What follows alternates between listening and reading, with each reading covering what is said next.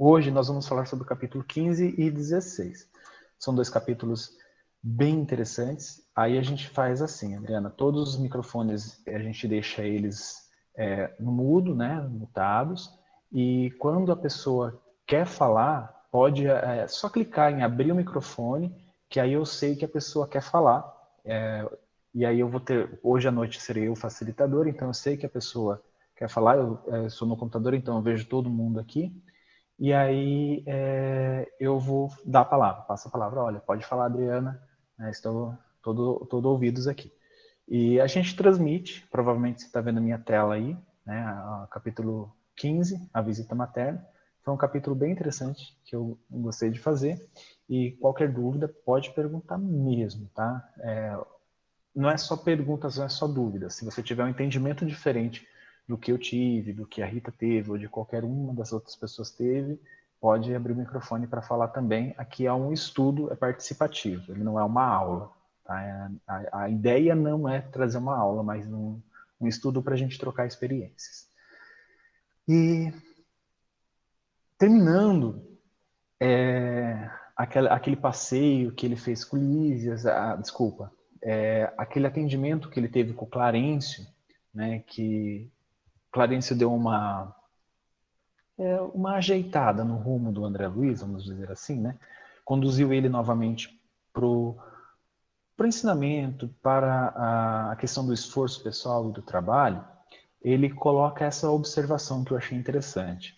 Atento às recomendações de Clarencio, procurava reconstruir energias para recomeçar o aprendizado. Né?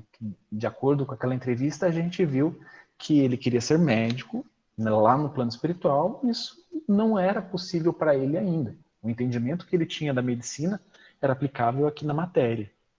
E o que ele precisava lá no plano espiritual era muito mais do que somente o entendimento dos fármacos, dos procedimentos, dos órgãos e do corpo humano. Ele precisava muito mais do que isso.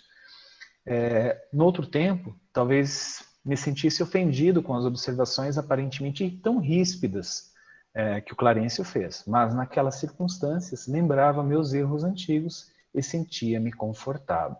Então ele reconhece que em outro tempo no passado, qualquer palavra que tivesse ofendido o orgulho dele, o ego dele, ele teria se sentido ofendido. E não era o que estava acontecendo naquele instante. A gente tem que lembrar que o Nosso Lar ele é um livro, né, onde o ser humano, né, que é o André Luiz, foi sendo construído. Né? É claro que isso não é um relato de um tempo muito minúsculo, pequeno, de algumas semanas ele se transformou nisso. Não. Isso foi galgando de acordo com sua evolução. E ele continua. Um dia, contudo, o bondoso visitador penetrou radiante no meu aposento, exclamando: adivinhe quem chegou à sua procura? E aí ele Ô, falou: Ju, minha mãe. Responde confortante. Pode falar, Rita. desculpa interromper, Eu mas não vi você abrindo o microfone, desculpa. não tem problema. Continuando um pouquinho lá naquele primeiro parágrafo, eu grifei a continuação, né, desse ensinamento, que o André Luiz fala uma coisa que eu achei bem importante, que é: os fluidos carnais compelem a alma às profundas sonolências. Então, aqui ele mostra para a gente que quando a gente está encarnado, os fluidos, o fluido carnal, o corpo, né, o corpo material, nos faz com que nós nos esqueçamos, às vezes, das coisas espirituais, né? E aí ele coloca: em verdade, apenas agora reconhecia que a experiência humana, em hipótese alguma, poderia ser levada à conta de brincadeira. A importância da encarnação na Terra surgia-me aos olhos, evidenciando grandezas até então ignoradas, que às vezes muitas pessoas ignoram as coisas que tem que passar aqui, o trabalho, as provas, né? E a gente tem essa mania de falar: vamos deixar para uma outra encarnação, vamos isso, vamos aquilo, e não, a gente tem já essa problemática para encarar, que é, por conta de estarmos encarnados, toda a profundidade, a clareza espiritual fica contido. né? A gente não consegue ter essa clareza enquanto está no corpo de carne. Mas, graças ao André Luiz e também a outros autores espíritas, hoje nós temos o conhecimento da importância que é a encarnação, a importância que é para a gente viver todas as experiências na Terra, viver da melhor maneira possível. E complementando isso que você falou, né, do corpo de carne, a gente tem que entender que ele não traz só malefícios, né, para o espírito.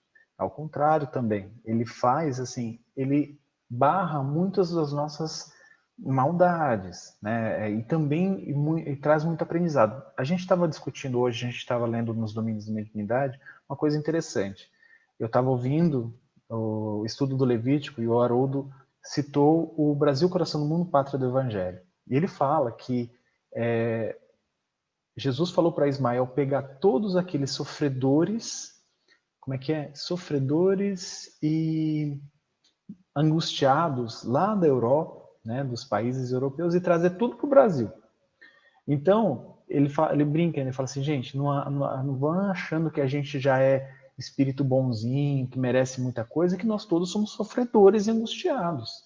Reencarnou no Brasil é isso. Então, a gente fala assim, no Brasil a gente tem que estar preocupado o tempo todo. A gente sai na rua, a gente tem que estar preocupado se vai ser assaltado, se vai ser enganado, se vai ser, de alguma forma, assediado. Então, coisas que em muitos países lá fora, isso não é preocupação. Mas o que acontece com esse tipo?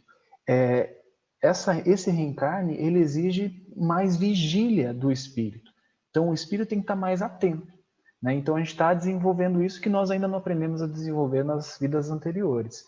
Mas continuando aqui no André Luiz, né, essa visita da mãe dele, que eu achei muito interessante. Aí ele fala assim, né?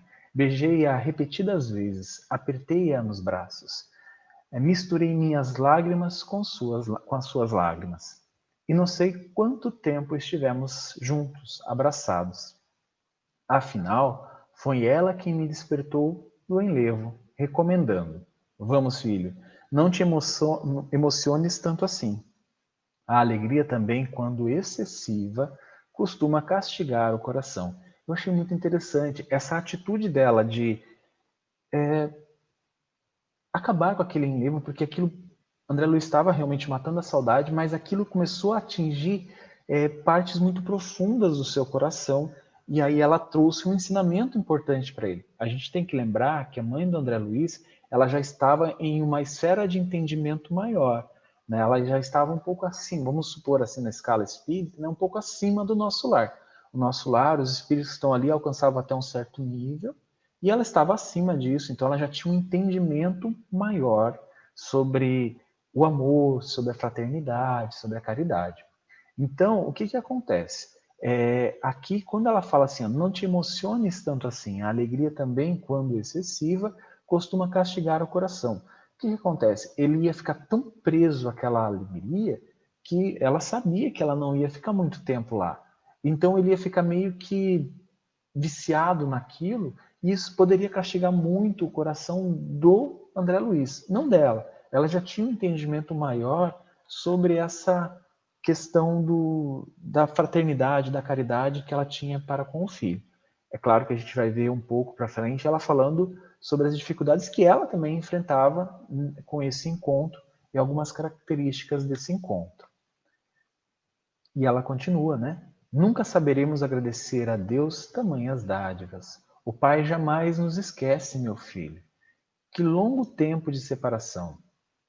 Não julgues, porém, que me houvesse esquecido, né? Ela não esqueceu dele, fica claro que ela não esqueceu de ninguém da família dela, pessoas queridas ao coração dela. Às vezes, a providência separa os corações, temporariamente, para que aprendamos o amor divino. É uma coisa interessante, assim, que eu acho que a gente comentou aqui nessa turma de estudo. Vocês me desculpem mais uma vez, tantas turmas de estudo que eu fico meio perdido. Mas a gente comentou que nós não somos só essa família, né? Eu não sou só filho da minha mãe. A minha mãe, assim, para Deus, nós todos somos irmãos, fraternidade universal. Então, aqui ela está dando uma lição para André Luiz desse amor divino como Pai universal, Pai celestial, e todos somos seus filhos. E ela continua: ó, como é difícil alijar resíduos trazidos da terra, como pesa a imperfeição acumulada em séculos sucessivos. Essa é uma questão interessante, né?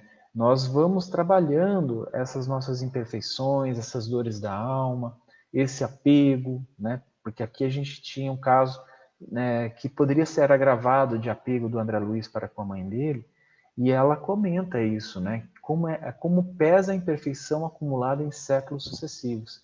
Esse apego, ele pode pesar muito no momento do nosso desencarne, no momento dos nossos reencontros, nos momentos de tomarmos decisões. Então, esse é um ensinamento que a gente tem que entender, que todos esses sentimentos acumulados, todos esses sentimentos e emoções em demasia, quando em excesso, eles podem causar essa impureza, essa ganga, né, no coração, assim, essa sujeira no espírito, né, que pode atrapalhar o brilho dessa chama que somos nós. E aí ele continua, né? Quantas vezes ouvira conselhos salutares de Clarencio, observações fraternais de Lísias, para esquecer e renunciar às lamentações, mas ao carinho maternal, como que se reabriam velhas feridas. Do pranto de alegria, passei as lágrimas de angústia, relembrando exacerbadamente os trâmites terrestres. Aí ele começou a lembrar tudo aquilo que ele sofreu na Terra, né, os momentos com a família também, né, claro, provavelmente momentos de alegria, e começou a sentir muita falta disso, saudade disso. E aí começou as lamentações. Aí, copiando antigas exigências, concluí erroneamente que minha genitora deveria continuar como repositório de minhas queixas e males sem fins. Na terra, quase sempre as mães não passam de escravas no conceito dos filhos. Isso eu achei muito bonito que André Luiz fez. Ele admitiu que ele tratava a mãe dele desse jeito nessa última reencarnação. Aquela que ouvia todas as queixas dele. Eu me identifiquei muito com isso porque eu converso muito com a minha mãe, né? Que minha mãe mora no Sul, e parece que a gente só fala de queixas. Ela se queixando do meu pai para mim, e eu me queixando de todas as coisas que acontecem aqui para ela, e é aquela coisa de queixa, queixa, queixa. E, é claro, né, a gente tem essa mudança, mas aqui André Luiz percebia que só ele se queixava para ela, onde ela recebia todos esses males que ele estava passando para ela e tentava, claro, acalmar o filho ou aconselhar o filho. E aí essa observação que ele fala que muitos filhos tratam as mães como escravas na terra, é aquelas que parece que estão sempre ao serviço deles, não importando o dia, não importando a hora. E é claro que as mães, elas têm essa característica, né? Eu acho que isso é uma coisa, né, que eu admiro muito das mães, que elas têm essa dedicação, esse vínculo com o espírito, né, com os filhos. Eu acho isso muito bonito, né, realmente uma beleza divina. Alguém quer perguntar Ju, alguma coisa? Pode falar, Rita. já que você falou em vínculo, um pouquinho antes desse encontro de André Luiz com a mãe dele, ele relata que depois que ele saiu lá do Ministério do Auxílio, da conversa com Clarencio, que ele entrou nos dias, que ele passou uns dias de profunda reflexão, né? Ele sobre toda a encarnação dele, dos erros que ele havia cometido, e com essa reflexão também veio uma ansiedade com relação à esposa, aos filhos que tinham ficado na terra, uma saudade. E aí ele até fala assim: eu estava, porém, nessa fase de recolhimento inexprimível, em que o homem é chamado para dentro de si mesmo, pela consciência profunda. Quando você faz mesmo aquele processo de interiorização para ver se você consegue procurar meios, caminhos para sair dessa problemática toda que você se enfiou. E agora que você falou de vínculo, logo depois disso, foi que a mãe dele apareceu para visitá-lo. Eu acredito que a mãe deve ter se ligado, né, que ele estava passando por esse momento e que ele precisava de mesmo consolo materno para poder se levantar novamente e não cair de novo nas armadilhas, né, dos pensamentos ruins. Até mesmo orientações, né? Porque a gente sabe que foi ela que intercedeu junto a Clarencio para colocar ele no nosso lar, né? Sim. Assim, é claro que não existe esse negócio de carteirada, mas ela que solicitou a Clarencio. Ele poderia ser recolhido por outras equipes, né? Outros, como a gente vê no própria coletânea dos livros do André Luiz, existem outros pontos de socorro, outras colônias espirituais, mas ela pediu para Clarencio, porque Clarencio já conhecia, era uma pessoa muito ligada a ela, e ela pediu para Clarencio intervir. Então, ela trouxe para o nosso lar. Ela sabia que se o André Luiz continuasse naquilo, né, Rita, ele ia cair de novo. Exatamente. No umbral ou nas consequências dos próprios atitudes dele. Então, isso ela até fala, né? Isso que você fez uma observação muito interessante. Eu nunca estive afastada de você, assim, desligada de você. Meu coração sempre esteve com vocês, ligadas com vocês. E aí, logo a gente vai ver que ela vai falar das irmãs do André Luiz, do pai e das duas amantes. Né? Que isso assim, para quem leu o Nosso Lar a primeira vez, a gente fica meio assim, né? Assim, mas como isso, né? Então, há alguns relatos de alguns espíritos benfeitores, espíritos que estão um pouquinho acima daquilo que a gente compreende como humano normal, né? Um ser humano normal, a gente já percebe que um amor e uma compreensão dessa fraternidade universal que a gente não consegue entender o porquê, racionalizar o porquê, mas com a luz do Evangelho, né, com o exemplo do Cristo, fica bem evidente isso que eles estão fazendo, né, essa atitude deles. E aí ela fala assim, ó filho, não ignoram as instruções que o nosso generoso Clarencio te ministrou. Não te queixes. Agradeçamos ao Pai a bênção desta reaproximação. Sintamos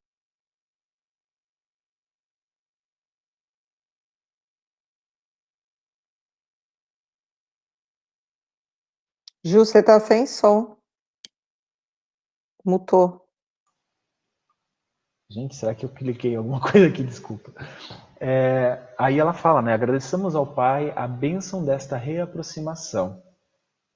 Sintamo-nos agora numa escola diferente, onde aprendemos a ser filhos do Senhor. Aquilo que eu falei, né? Da fraternidade. Ela já não queria que ele tivesse a percepção de mãe e filho, apesar de todo o livro tratar dessa forma, né? Esses dois personagens, assim, esse relato dessa história. Mas ela dá uma lição muito importante, onde aprendemos, né, a ser filhos do Senhor. Na posição de mãe terrestre, nem sempre consegui orientar-te como convinha. Então, como irmãos, as orientações que ela poderia passar seriam muito mais produtivas para ele. Né? Como mãe, às vezes, eu não sei, assim, eu sou filho, né? Então, eu sei que minha mãe gostaria muito de me falar algumas verdades, mas eu sinto que ela se contém. Boa noite, Denise, seja bem-vinda. Ela se contém. Mas e o meu irmão não. Eu tenho um irmão, né? Então, ele fala as coisas na minha cara. Eu vejo que é mais ou menos isso que ela está falando. Claro, com todo o amor, com todo o respeito, com todo o carinho, mas ela está falando, olha, na Terra eu tinha a visão de mãe, né? A mãe terrestre. Mas aqui, além dessa visão, né? Tem essa visão ainda, mas eu tenho a de irmãos, filhos do Senhor. Eu acho que a compreensão é muito maior. E uma coisa interessante, ela fala assim, também eu trabalho, pois, reajustando o coração. Isso quer dizer, ela não é um espírito puro, tá? Ela trabalha reajustando o coração. Tuas lágrimas fazem-me voltar à paisagem dos sentimentos humanos. Então, tudo aquilo que ela já estava superando, vamos dizer assim, né? Eu não gosto dessa palavra, mas superando esses sentimentos puramente materiais, egoístas, né, individualistas, ela não tinha se livrado totalmente, ela não estava um espírito puro ainda. Ela ainda poderia falhar, ela ainda poderia errar.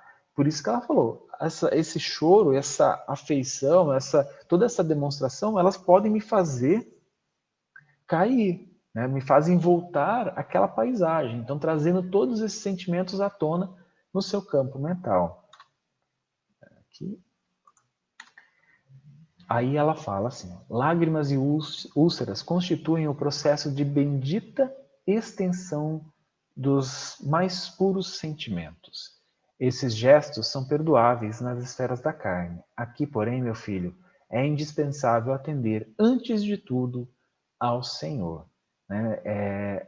Aqui, o que ela está falando dessas lágrimas, úlceras, essas lamentações que o André Luiz estava tendo, eram manifestações do individualismo, né, do egoísmo dele, só ele atender aos desígnios dele, é ele, o quanto ele está sofrendo, o quanto ele passou dificuldades, o quanto ele foi assediado no umbral, né? E aí ela chama a atenção dele e falou assim, olha, agora aqui a gente precisa, né, nós não estamos mais na esfera da carne, nós já estamos em uma colônia espiritual de reparo, de reestruturação, de entendimento.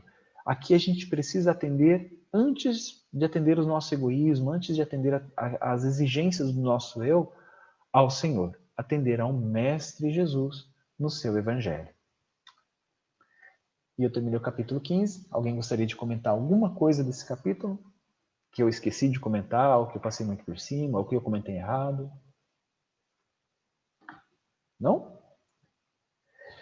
Bom, a Cássia, não gostaria de falar alguma coisa? Você que é mãe, eu sei que é mãe coruja. Olha só. Sim, Ju. Assim, uma coisa que eu observei, né? O do comportamento do André Luiz junto com a mãe dele, é que assim, ele deixou vir à tona o menino mimado, né? Ele mesmo narra que ele foi super mimado pela família, pelos pais, né? E nesse momento que ele tá com a mãe dele, ele só deixou vir à tona a personalidade que ele tinha enquanto filho mimado, né? E quantas vezes a gente não age assim diante das nossas frustrações, né? Junto a Deus, como crianças mimadas também. E isso me chamou a atenção, me fez, sabe, levar esse comportamento nosso, né? Em muitas situações na nossa vida. Ah, com certeza, Cássia. E também a gente tem que ter ciência, né? Que ela sabia de todos os ensinamentos que Clarencio e Lísias passaram para André. Então, por isso que ela meio que barrou essa mimadice dele, né? Ele se comportou sim como uma criança mimada, mas a mãe não estava ali para isso. Ela estava ali, como a Rita colocou, para atender aqueles anseios que ela percebia que ele estava caindo, que ele iria ter uma queda ali. Verdade, isso nesse aspecto ela foi assim, um porto seguro, né, para levantar ele, para estimular ele a continuar firme, né? Que se ela tivesse deixado o comportamento de mãe somente vir à tona, aquela mãe que ela deve ter sido quando encarnada junto a ele, ela teria meio que passado a mão na cabeça, coitadinho e tal, e aí não teria sido nada bom pro crescimento dele, né? Esse é um exemplo que, assim, não sei se vocês fazem como mãe, mas minha mãe faz muito comigo, né? Eu sei que eu tô errado, vou desabafar, passo a mão na cabeça e sai beleza, né? Mas a gente sabe que a justiça divina, ela tem outros meios, né? Ah, eu tento não fazer isso não, viu, Ju? Parabéns, Rita. Não, lógico, a gente Olha, sempre eu também. às vezes a gente erra, né? Mas erra tentando acertar. Mas eu tento, assim, de todas as maneiras, mostrar que o caminho não é esse, que a gente precisa se frustrar para poder também valorizar as coisas, e que a gente aprende errando. Se você nunca mostra o filho que ele está errado, dificilmente ele vai ter alguma lição da situação, né? Vai aprender alguma coisa. Com certeza, eu lembro que eu sempre, e principalmente na fase da adolescência, eu sempre falava para os meus filhos, Por mais que eu não concorde com o que vocês façam e que eu diga que vocês estão errados, isso não quer dizer que vocês não podem contar comigo. Então, eu acho que a educação, assim, vem sofrendo algumas mudanças em vários lares, né? Mas sigamos em frente aí. Que bom. E aí ele continua falando: ó, minha mãe, exclamei comovido, deve ser maravilhosa a esfera da sua habitação, que sublimes contemplações espirituais, que ventura. Eu também, quando ele começou, ela veio, né, e eu sabia que ela era de uma esfera superior, eu ficava imaginando assim, nossa, que fantástico, deve ser aquela coisa mais linda, né, porque ele já descreveu nosso lar, né, uma colônia que está ligada à Terra ainda como algo fantástico, assim, o sol maravilhoso, a música tocando, aquela questão das orações, isso eu achei incrível. E eu fiquei assim, nossa, deve ser assim, tipo, o máximo, a gente não consegue nem pensar como seria. Ô Pode falar Ju, aí. isso me lembrou lá da palestra lá das bem-aventuranças, da experiência de Tiago Menor, quando ele desmaiou lá pelo mal súbito e desdobrou, e ele teve que a gente chama de dupla vista, né, no espiritismo, que é quando você está fora do corpo físico, né, encarnado ainda, e você tem essa evidência das coisas que o corpo impede de ver, das belezas. Então, mesmo na Terra, né, Tiago estava indo para Betânia, ele viu que a estrela era mais luminosa, que o céu tudo era muito mais bonito, né? Então eu acho que é isso que também o André ficou encantado, que ele estava fora do corpo físico, mesmo numa esfera próxima da Terra, mas a evidência, quando a gente está fora do corpo físico, nós que trabalhamos de médium, desdobrados, sabemos que é uma evidência diferente mesmo. As cores são mais vivas, tudo é muito diferente do que a gente normalmente vê. Complementando, né, os médiums da sala aqui que estão conosco, não só a evidência, né, Rita? Os sabores, né, os cheiros, as coisas têm uma emoção, um sentimento, né? Você olha um objeto, às vezes em desdobramento, numa casa de um assistido, você olha um objeto, aquilo traz uma emoção, muitas vezes que a gente não consegue nem descrever para o nosso dirigente, para a câmara, para os outros médiuns. São as percepções ficam aguçadas, né? Que sublime que é isso, né? Então, tendo isso em mente, eu fiquei realmente como o André Luiz, fiquei bem curioso, né? Porque isso aqui, esse comentário dele é um comentário tipo assim, me fala como é que é lá, né? E aí ela dá mais, porque a gente sabe que essa visita não foi para simplesmente uma visitinha só para ele lembrar que ela tá lá, né? Mas uma visita também de esclarecimentos, porque a gente tem que entender que numa colônia espiritual, as coisas não acontecem simplesmente para satisfazer vontades pessoais, egoístas. Elas acontecem porque elas precisam trazer entendimento àqueles espíritos. Né? Nenhum lá é mais importante do que o outro. Todos eles vão receber o entendimento naquilo que eles conseguem captar, compreender naquele momento. E aí ela fala, né? A esfera elevada, meu filho, requer sempre mais trabalho, maior abnegação. Não suponhas que tua mãe permaneça em visões beatíficas, à distância dos deveres justos. É por isso que eu achei, né? Assim, a gente pensa que é um paraíso, uma nuvem branca que a gente fica sentado ou deitado ouvindo harpa o dia inteiro. Não é isso. Né? Talvez essa seria a visão que André Luiz, aqui é um julgamento, não é? Talvez isso não passou pela cabeça dele, mas o que passou pela minha, né? Então eu vou falar. Mas ela fala, não, lá requer sempre mais trabalho. Né? E aí, mais uma vez, eu lembro da passagem maravilhosa de Abigail, no livro Paulo e Estevão, quando ela fala, né, que não foi Abigail, foi Prisca e Áquila, né? Foi quando Prisca e Áquila, eles apanharam da sociedade lá, né? E Paulo falou para Prisca e Áquila, falou assim, aquele que ama inquieta-se em dar alguma coisa. Então, esse dar alguma coisa é se dedicar, né, doar-se, trabalhar, empenhar-se pelos outros, né? Naquele contexto, né, quando a gente lê o Paulo Estevam, a gente está realmente envolvido com toda a história, com toda a energia dos personagens, e principalmente do Paulo. Então a gente percebe isso, que ela já tem essa compreensão, porque ela está numa esfera já um pouco mais elevada, e ela sabe que lá ela precisa trabalhar e ser dedicada, né, a todos os filhos, toda a humanidade, né? Não é somente ao André Luiz, no caso, né?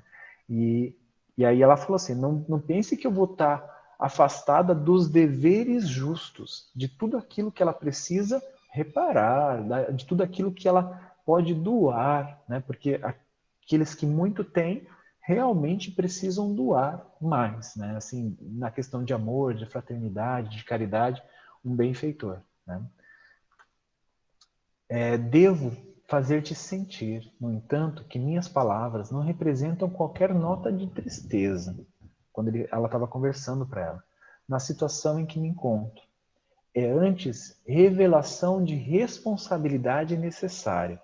Aí, mais uma vez, falando sobre responsabilidade. Nós sabemos que quando a gente adquire conhecimentos, adquire elevação moral, né, ensinamentos, nós temos responsabilidade para com eles. Não é simplesmente a gente adquirir, ok, eu vou ter isso para mim, reter isso para mim, e não vou usar isso de uma forma justa e bem empregada na sociedade. Isso não acontece. Com um espírito mais elevado, com um espírito que já está em esferas superiores, né?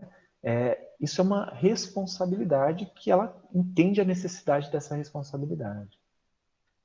Eu acho que, Ju, Pode esse falar, Ju. ponto aí da responsabilidade é um ponto muito importante, que quando a gente se toca, o tamanho da responsabilidade que a gente tem diante de nós e das criaturas que nos cercam também, com a gente, que estão com a gente na encarnação, a gente toma um susto. Eu, pelo menos, né? Semana passada, por exemplo, eu tive uma crise de choro, confessando aqui para vocês, porque eu entrei em pânico quando eu me dei conta do tamanho da minha responsabilidade. Pânico que eu digo assim, com medo de não conseguir, eu não conseguir arcar com tanta responsabilidade com a vida, assim, né? Com a doutrina, com tudo. E me deu uns 10 minutos de crise de pânico. Que assim, se eu tivesse a opção ali, eu acho que ia falar, gente, tem como desistir? Onde eu assino aqui? Porque eu tô achando que eu não vou dar conta. Depois me acalmei e tal, até conversei com a Débora, liguei para a Débora, aí que a gente conversou bastante. Mas é isso, às vezes quando a gente tem esses rompantes de consciência pura, vamos dizer assim, que a gente começa a tentar compreender o tamanho da nossa responsabilidade na encarnação, principalmente com a gente, com a forma como a gente vive, como a gente tem que viver, né? Como a gente se propõe a viver, isso dá uma assustada. Isso dá uma assustada. Eu ia até comentar isso, Rita. Não assustando o pessoal que está começando agora, né? Não desistam, né? Mantenham-se firmes no aprendizado, porque às vezes a gente chega a essas conclusões, sim. E como a gente está no primeiro livro ainda, né, no nosso lar, então aqui a gente já começa a dar algumas pinceladas em responsabilidade. Quando a gente começa a avançar missionários da luz, obreiros da vida eterna, libertação, aí a gente vai ver que essa responsabilidade começa a realmente, como a Rita falou, a assustar, porque a gente tem tanto conhecimento e a gente começa a ver casos de espíritos que fizeram coisas que a gente faz habitualmente, normalmente, e a situação deles é realmente de assustar. Então a gente tem que aquela coisa de melhorar-se a cada dia, de toda noite antes de dormir, né? Aquele conselho de Santo Agostinho que eu não paro de repetir, eu adoro aquele conselho. Revisa aquilo que tu fez durante o dia. E é isso que você falou dessa responsabilidade, quanto mais a gente tem conhecimento, quanto mais a gente lê, né, a gente vai entendendo o que a gente precisa. Só que isso é muito gratificante, tá, gente? A gente fala da responsabilidade aqui, que assusta, mas eu acho que eu falei para várias pessoas aqui, quando eu leio alguma coisa do Neio Lúcio, lá no Jesus no Lar, quando eu leio alguma coisa falando de Jesus, Paulo e Estevão, então eu caio em prantos de choro, de emoção, de felicidade, e não é de tristeza. Isso é uma coisa boa, assim, para mim, no caso, né? Quando eu reli Paulo e Estevão, eu não parava de chorar, né? A gente releu para fazer uma palestra. Então, assim, essa responsabilidade, por mais que assuste a gente, quando a gente começa a entender a importância dela e a grandeza que ela traz à nossa vida, e a felicidade que é agregada a ela, né, depois que a gente realmente compreende, começa a aplicar isso na nossa vida, é algo que, nas palavras de André Luiz, é indescritível. A gente não consegue descrever. Né? Se alguém quiser comentar mais alguma coisa, senão eu sigo. E aí, André Luiz, pode falar, Camila. Eu tenho para mim que esse medo que dá dessa responsabilidade, pelo menos comigo já aconteceu algumas vezes, mas é mais quando acontece de ter consciência de ter algum conhecimento, né, de estar esclarecido algumas questões, e aí chega aquele momento de aplicar, e quando você acha que você não está aplicando, não está seguindo, e que fala, nossa, não, mas tá difícil, né? Então, chega nesse momento, a gente acaba meio que, não, eu queria falar se cobrando, pode ser até se cobrando, mas sentindo esse peso da responsabilidade, né? E aí tem uma hora que dá vontade de jogar tudo para o alto, falar, não quero mais brincar.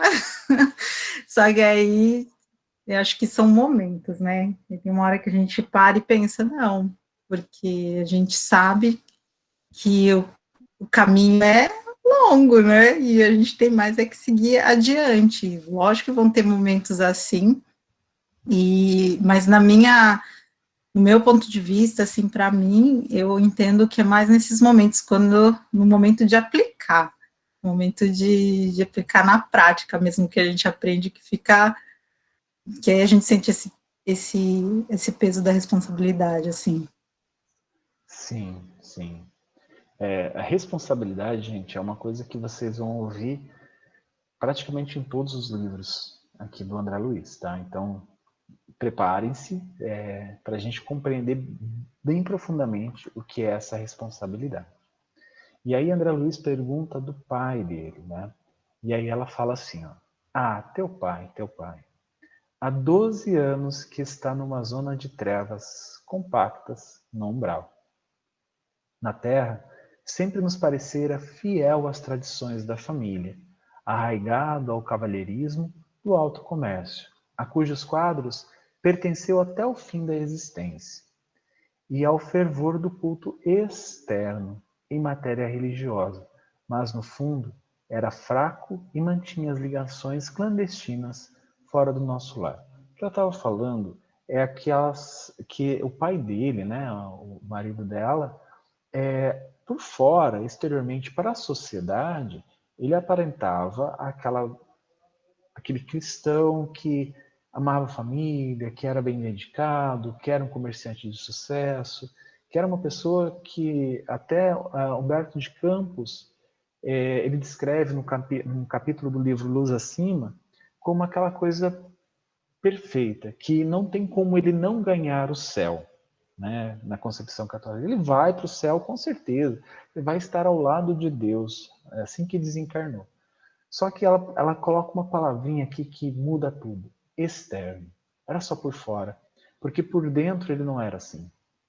E a gente sabe que não importa o que você é por fora, as máscaras que você use, ou tudo aquilo que você faz da boca para fora, vamos dizer assim.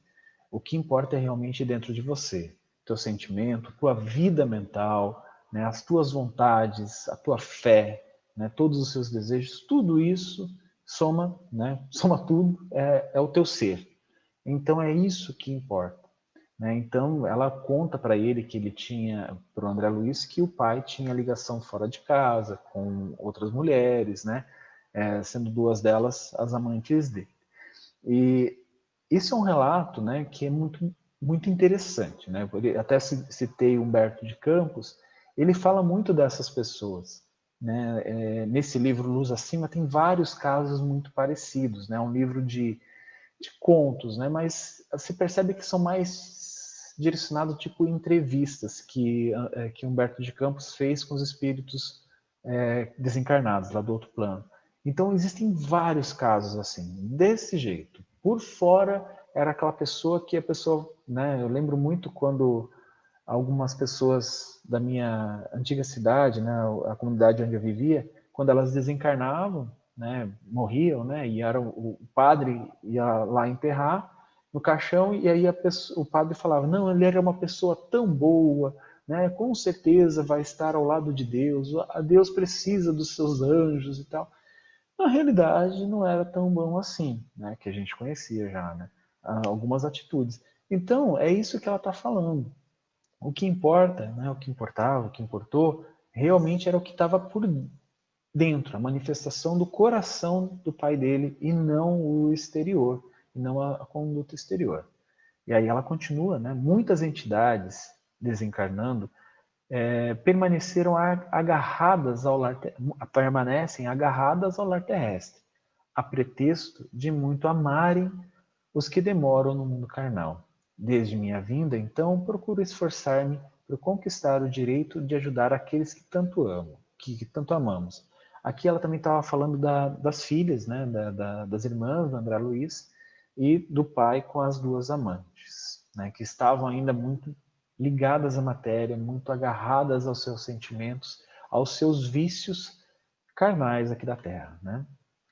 A princípio, ele quis reagir, o pai do André Luiz, esforçando-se por encontrar-me, né, tentando buscar a antiga esposa, né, a antiga companheira aqui da Terra, mas não pôde compreender que após a morte do corpo físico, a alma se encontra tal qual vive intrinsecamente.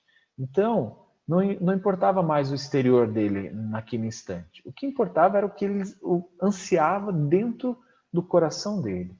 Por mais que ele, vamos dizer assim, a razão buscasse a mãe do André Luiz, né, a esposa, nesse caso, mas o que estava dentro dele estava ligado com outras coisas que não seriam a mãe dele, principalmente porque ela estava em uma faixa vibratória diferente. Aí ela continua, ela fala, tento atraí-lo ao bom caminho, pela inspiração, né? Como ele não pode vê-la, e não pode... como André Luiz também não conseguia ver Clarencio, né? Clarencio estava lá o tempo todo, a pedido da mãe dele, mas André Luiz não percebia. E aqui também, ela está lá sempre ao lado do ex-marido e ele não consegue percebê-lo. Ela tenta pela inspiração, né? Médiuns aqui da nossa sala podem nos falar melhor sobre isso.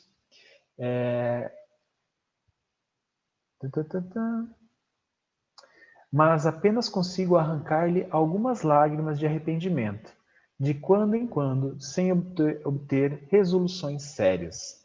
Então, de vez em quando, ele tem uma luz de vamos supor, de sanidade ou de entendimento, mas isso acaba passando muito rapidamente, né? Isso, Ju, o que acontece com a gente são os nossos mentores, né, que são os espíritos que estão nos acompanhando, nos assistindo na encarnação. Eles, às vezes, eles tentam também, de alguma forma, fazer-se perceber. Mas, às vezes, a gente está numa faixa vibratória muito ruim e acaba não conseguindo nem perceber a presença do mentor espiritual. Que o mentor, assim, não é um anjo da guarda. Ele vibra ali na nossa faixa, às vezes um pouquinho melhor do que a gente, né? E aí o que ele faz? Ele faz isso que a mãe do André Luiz faz com o pai dele. Através da inspiração, tenta fazer com que a gente procure o bom caminho. Aí, às vezes, a gente se sente assim, nossa, eu estou me sentindo melhor, sentindo que eu estou inspirado, que alguém me sentir reconfortado. Provavelmente, ou é seu mentor, ou alguém, ou sua mãe, ou sua avó, alguém que já tem algum recurso que pode te auxiliar. Mas isso nos faz refletir a importância da nossa vibração. Quando a gente está com a vibração, com o campo vibracional muito baixo, a gente não consegue perceber o auxílio da espiritualidade. O esforço que a espiritualidade faz para nos auxiliar. Então, isso é muito complicado. A gente tem que tentar permanecer com a vibração alta, né, através de bons pensamentos, boas leituras, do otimismo e das orações, para conseguir, de fato, mesmo ter o auxílio da espiritualidade de luz. E como você falou, eu gosto muito dessa... Me abriu? Cássia, pode falar, Cássia. Então, eu queria, assim, aproveitar e falar uma coisa que, às vezes, eu percebo que é muito mal interpretada. As pessoas, elas acham, e isso é um pensamento muito comum, de que todo mundo tem um anjo protetor, um mentor ali, 24 horas do dia do seu lado, lhe inspirando no bem, tentando lhe proteger. Todos nós realmente temos um espírito bom que nos ama, né? Um espírito que não necessariamente é num nível muito superior, tipo Joana de Ângeles, né? Ou Emmanuel, mas todos nós temos alguém do lado de lá que nos ama. Mas muitas vezes esse espírito que pode estar nos inspirando e nos auxiliando a sermos um pouquinho melhor, refletir um pouco mais sobre nossas ações, ele também pode estar encarnado do nosso lado. Ele não necessariamente é obrigado a ser desencarnado.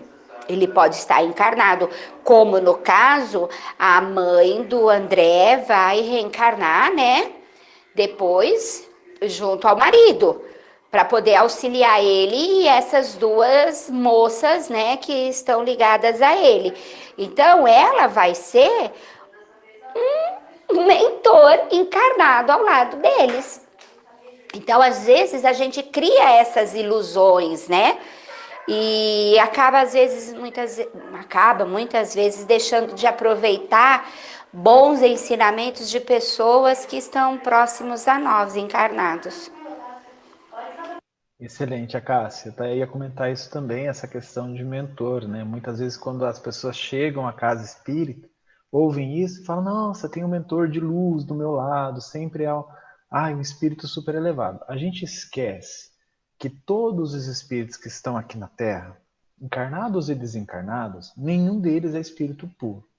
Todos são espíritos ligados a provas e expiações. Estamos em degraus diferentes? Estamos. Eu tenho uma concepção muito particular de mentor. Eu vejo ele como um amigo.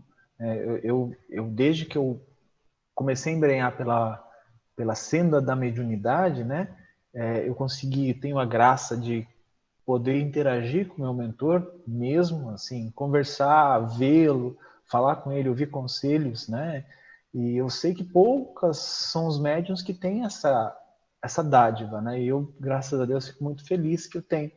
E a nossa história, né, de por que ele está junto a mim, ele contou. E eu achei muito interessante. E é um sentimento de amizade tão bonito, tão gostoso, tão diferente, que não é assim, ele é superior a mim. Como a Rita falou, né, quando a gente está desdobrado, a gente está desencarnado, a visão ela muda.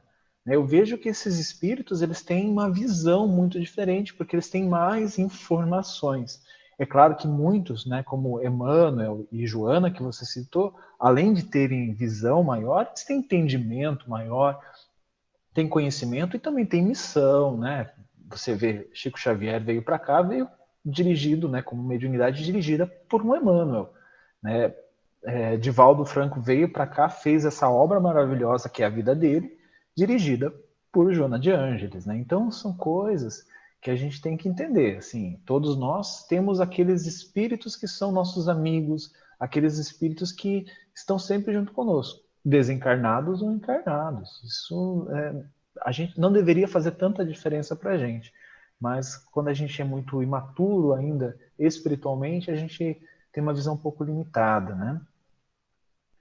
E, continuando aqui, para terminar, aí ela fala, né, não é possível acender luz em candeia sem óleo e sem pavio. Se não tiver o óleo, não tiver o pavio, né, não tiver as condições mínimas, não tem como acender luz naquele espírito. Falando isso do pai do André Luiz. Precisamos da adesão mental de Laerte para conseguir levá-lo a abrir-lhe a visão espiritual, que é o que aconteceu com André Luiz. Quando ele rogou com fervor, com todo o coração e com toda a alma, né, encheu a candeia de óleo, colocou o pavio de volta na candeia.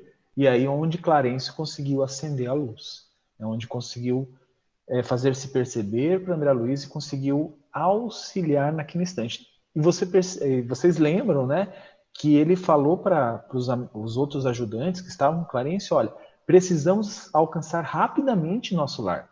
Por quê? O André Luiz ia desencarnar de novo? Não, ele poderia cair de novo. Ele acendeu, colocou um pouco de óleo dentro da candeia dele e acendeu a luz. Mas daqui a pouco esse óleo se vai, aquela fé, aquela confiança em Deus dentro de André Luiz se vai e ele vai se perder de novo. Né? Então, por isso que Clarence falou, nós temos pressa a alcançar nosso lar. No entanto, o pobrezinho, né, o pai do André Luiz, permanece inativo em si mesmo, entre a indiferença e a revolta, que é um quadro muito parecido com o André Luiz, né, que depois de 7 anos, aí ele conseguiu orar com fervor, ligar-se com fervor. E aí agora sobre as irmãs, né, as amantes do André Luiz, quando ela contou que elas eram amantes do pai, que elas estavam ligadas ao pai, ele falou, André Luiz chamou elas de, eu não lembro, desculpa, eu não tenho anotado aqui, gente, mas ele chamou ela de alguma coisa não muito bonitinha, né? Claro, André Luiz não tem palavra chula em nada da obra dele, mas a gente percebe a intenção do André Luiz. E aí ela fala para ele assim, ó, não as classifique assim, ponderou a minha mãe. Dize antes, meu filho, nossas irmãs doentes, ignorantes ou infelizes. Né? Então, muitas vezes a gente tem, até mesmo no meio espírita, a gente tem o hábito de chamar o obsessor, o espírito mal, aqueles malfeitores, não sei o quê. Se a gente seguir o conselho da mãe do André Luiz aqui, e o entendimento, né, ele coloca, elas são irmãs doentes, ignorantes e infelizes. Né, ou infelizes. Então, esse é um entendimento que foi realmente, falou assim, Juliano, para de tratar os irmãos, os obsessores, esse tipo de espírito, como um espírito mau, um espírito perverso, um espírito, né, diversos outros adjetivos que a gente coloca para espíritos assim. E ela nos faz esse alerta. Aí ela fala, prepara-te em primeiro lugar para que sejamos bem-sucedidos. Há questões que precisamos entregar ao Senhor em pensamento, antes de trabalhar na solução que elas requerem. Então, aqui ela está falando que esse planejamento, né, dela para trazer o resgate do pai dele, né, das irmãs que estão ligadas a ele, esses espíritos infelizes, ela está trabalhando mentalmente tudo isso. Né? Então, para ele auxiliar ela. Por isso que ela colocou, há questões que precisamos entregar ao Senhor em pensamento, né? Construir em pensamento, confiar a Deus, né, nosso Pai, antes de trabalhar na solução que elas requerem. E esses são os meus comentários da noite, dos 2 capítulos. Microfones abertos, eu quero ouvir vocês falando, por favor. Hoje a palavra é infames, que o André Luiz... ele não usa uma palavra feia de jeito nenhum. Mas a gente entende a intenção, né? A gente tem mesmo essa mania de usar palavras, às vezes, que não são muito bacanas. E não só seguindo o conselho da mãe do André Luiz, mas a gente precisa só seguir o conselho do Cristo, né? O Cristo, quando todas as vezes que ele curou ou naquele jantar que ele participou, onde estavam as mulheres lá, que eram as prostitutas, os ladrões, né, as pessoas que não eram bem vistas e não são até hoje, né, e ele falava, não, eles são doentes da alma, e assim que a gente precisa encarar, inclusive nós, que nós somos doentes, né, da alma, e estamos aqui na Terra justamente para poder tratar dessas doenças através da prática. Nos comprometemos em vir para praticar, justamente para curar as chagas que ainda estão em todos nós. Acho que é Exatamente, exatamente. Pessoal, comentem, participem. É mais divertido quando vocês falam. Adriana, teu microfone está mutado. Você tem que ativar o seu áudio. Clica na tela. Clica na tela, vai aparecer um microfonezinho vermelho com tracinho. É só clicar nele. Não estou te ouvindo.